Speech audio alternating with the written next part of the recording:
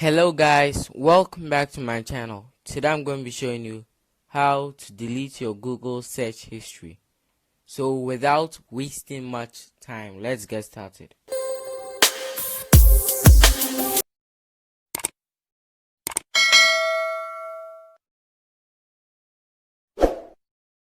So you first have to go to the Google app.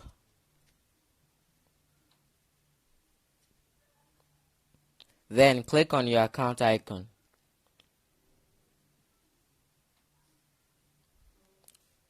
Click on search activity.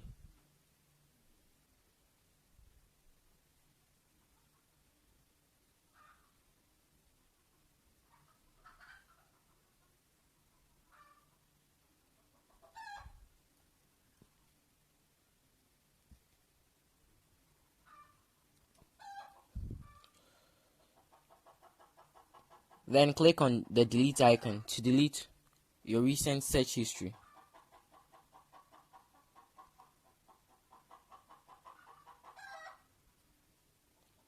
So that's it for today's video. If you enjoyed the video, be sure to subscribe and like the video.